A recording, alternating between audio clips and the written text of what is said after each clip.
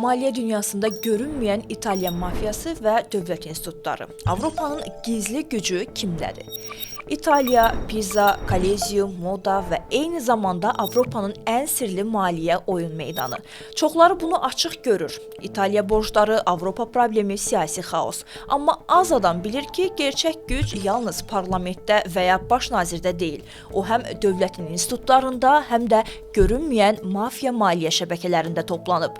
Cosa Nostra, 'Ndrangheta və Camorra yalnız qanunsuz fəaliyyət göstərən kriminal şəbəkələr deyil. Onlar həm də Avropanın bank və enerji sistemlərinə dolayı şəkildə təsir edir. Məsələn, 'Ndrangheta Avropadakı kokain ticarətini yönləndirir, gəlirlərini isə Avropa bank sistemi yuyur.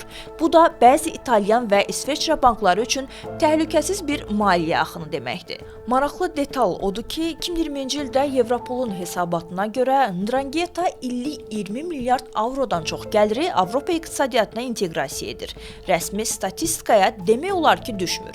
İtaliyada müxtəlif səviyyəli dövlət qurumları uzun illər mafiyaya gizli əl rolunu oynayıb.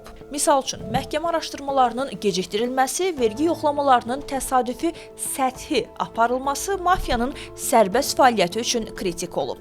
Qeyd etmək lazımdır ki, bu əlaqələr bütün zamanlarda açıq korrupsiya deyil, çox vaxt qara-qırmızı praqmatizm formasında gizlənir. Yəni, dövlət institutları mafiyaya tamamilə bağlı deyil, amma onun oyununu tanıyır və əksər hallarda faydalanır.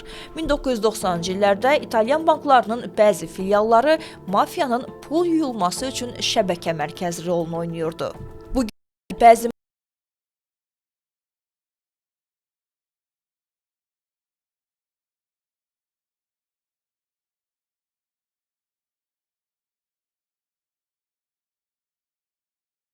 Bunlarının 4%-i birbaşa mafiyanın xarici sərmayələrini idarə edirdi.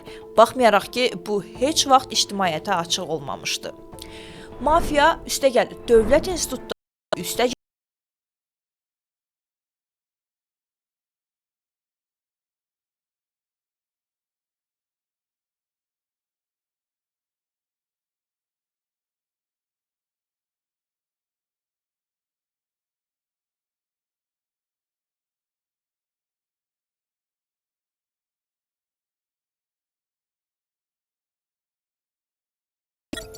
maraqlı və az bilinən detalsa 2015-ci ildə Milan məhkəməsi bir araşdırmada bildirdi ki, Camorra'nın qeyri-qanuni gəlirlərinin 60%-i İtaliya iqtisadi sisteminə görünməz yolla inteqrasiya olunub.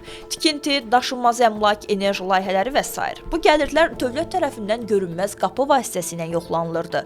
Yəni, həm vergi alır, həm də mafiyanın fəaliyyətinə yönləndirilir.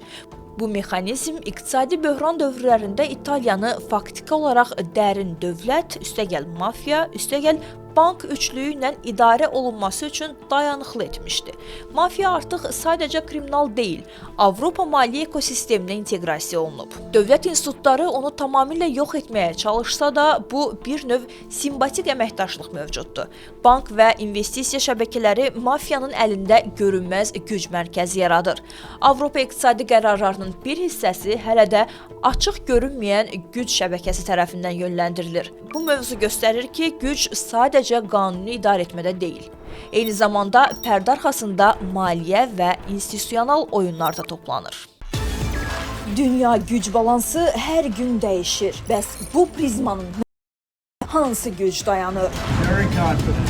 Very confident. Prizma siyasi, iqtisadi, hərbi və texnoloji göstəriciləri təhlil edir. قانونی و مشروع Qlobal güc oyunlarının regionumuza təsirini burada izləyəcəksiniz.